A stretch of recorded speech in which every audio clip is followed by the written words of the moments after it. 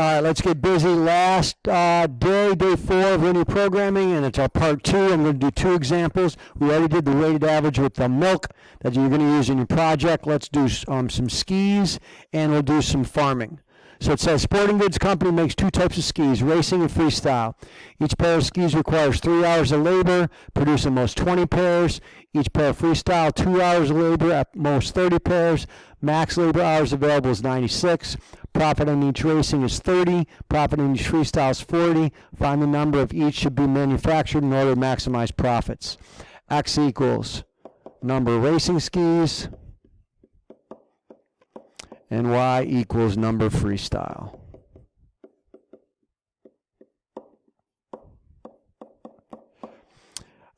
Simple inequalities. We can produce at most 20 pairs of racing, at most 30 pairs of freestyle.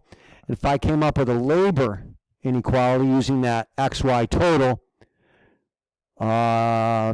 racing requires 3 hours of labor, freestyle require 2 hours of labor, and at most we have 96 hours available. 3x plus 2y is less than or equal to 96. And if I did the x-intercept, y-intercept method, x-intercept 96 divided by 3 is 32. Y-intercept 96 divided by 2 is 48. So I got a lot of graph info right here. Let's see if I can, yes, I can fit that on perfectly. Beautiful. I like this question because we're going to change it up a little bit at the end and throw in a different objective function with the same constraints. Sorry, that's a little bit off. There we go, better. All right, so what do we got? We got 20, we got 30, we got 32, we got 48. I think if we go every 2 boxes is 5, it'll work. 5, 10, 15, 20, 25, 30, 35. This is racing. 5, 10, 15, 20, 25, 30, and this is freestyle. Freestyle. Hard to write sideways. My messy writing's even worse that way. All right. X is less than or equal to 20. We got a nice vertical line at 20. I'm going to make it blue.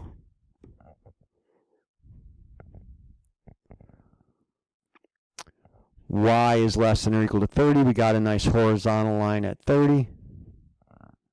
Going to make it red.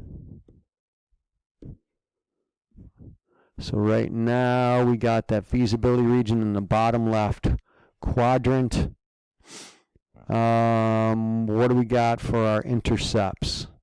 Oh, I might run out of room at the top. I didn't notice that y-intercept is 48. Let's see, will it fit? It's up a little higher. That means we're going to have to use our systems of equations to solve this. The x-intercept, I'll call this green, is 32. The y-intercept would be way up here at 48. So probably somewhere around there. Let's combine those. I think the region will look good. I just don't think the intersect would be a little bit off because it's so imprecise. And we can make less, so that means I like the feasibility region. It's all in here. I see how many corners? 1, 2, 3, 4, and 5. So let's go P1. No skis. P2 is just racing, which was 20. P3, I'm going to go up to my other one of just freestyle. A little out of order. I can make 30.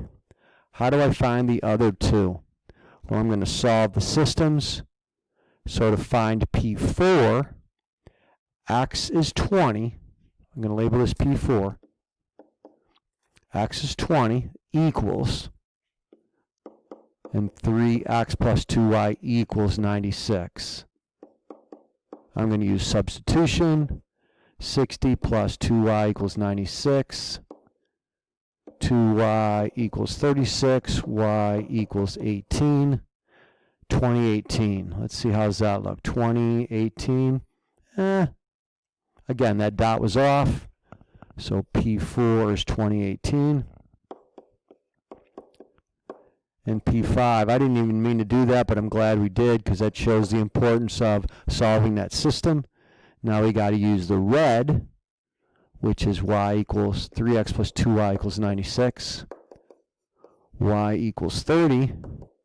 Again, I'm substituting 3x plus 60 equals 96. 3y equals 36. X equals 12. 12, 30. Let's take a look. 12, 30. Again, a little bit off because of the imprecision of the graph, but these points are perfect. And now, what are we looking to throw them into? We're looking to throw them into a profit equation. Profit equals, how much do I make? I make 30 bucks on a racing. I make 40 bucks on a freestyle. So no skis, no money. 30 times 20, whoops. I'd make 600 bucks if I just made racing per day. I'd make 1,200 bucks if I just make freestyle. So far I'm into freestyle business.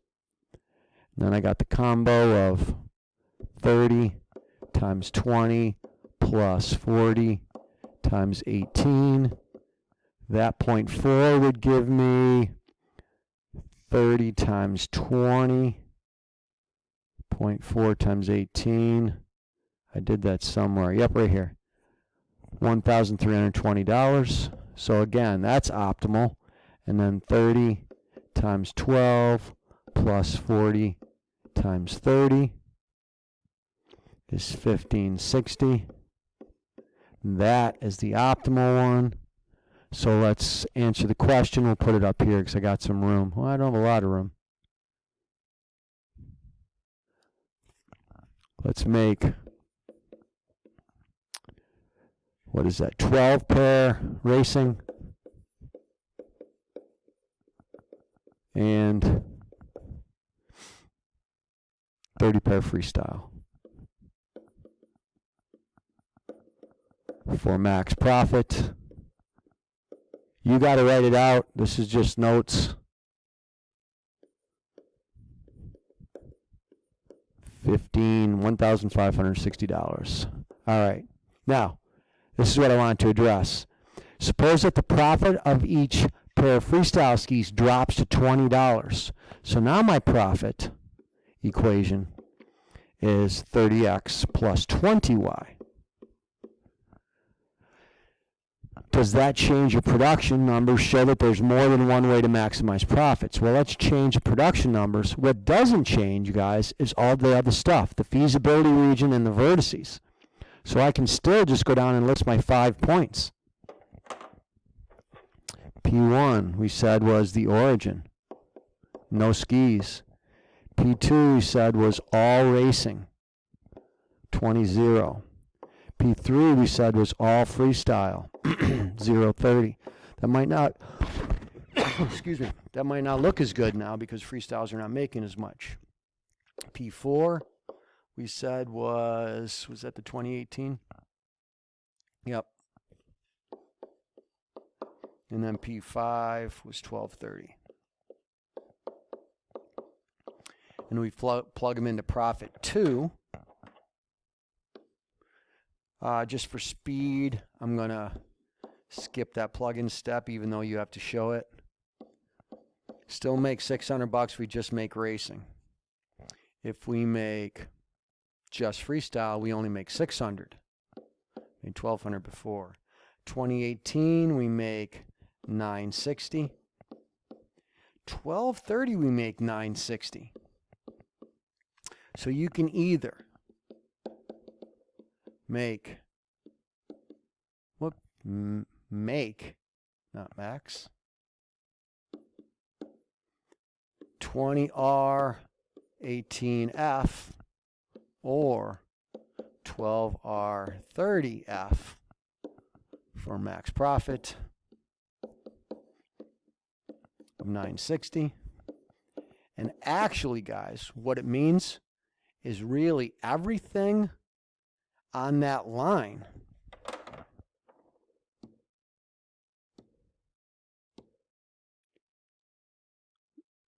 every one of those points from P3 to P4 would generate, P4 to P5 would generate the same max profit of 960. Because if the two ends, P4 and P5, are the same 960, then that means everything along that little line there. So you could choose a lot of different production quotas. Again, show that there is more than one way to maximize profits. When you take two vertices and they get the same number, everything on that side of the feasibility region polygon would have that same max profit. All right, I'll set one up and then we'll call it, and that'll be the end of this unit. We'll look at farming. Farmer can make profits off of alfalfa and corn. I'm going to speed things up. X equals tons of alfalfa he grows. Y equals tons of corn. And what limits him is planting and harvesting. We're going to use our grid method like we've used a lot this unit, XY total. To plant alfalfa, 1, harvest 2. Plant corn, 1, harvest 3. Hours available, planting 500, harvesting 1200. X plus Y is less than or equal to 500. 2X plus 3Y less than or equal to 1200. X-intercept, Y-intercept method. You guys should be great at that by now. 500, 500. 600, 400. We can go down to our grid right now. Start graphing.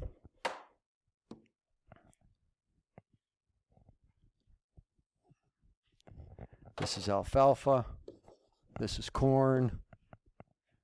I think I can go by 1, 2, 3, 4, 5, 6 by, what would that be, by 100 then, right? And this is corn by 100.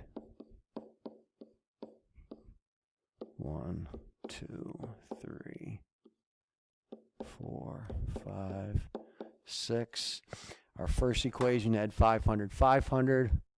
Let's do that in blue. 500, 500. Maximum, so we're going to aim it down.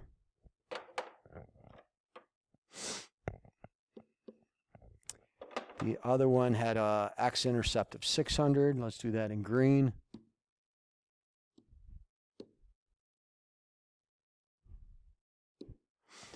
And a y-intercept of 400.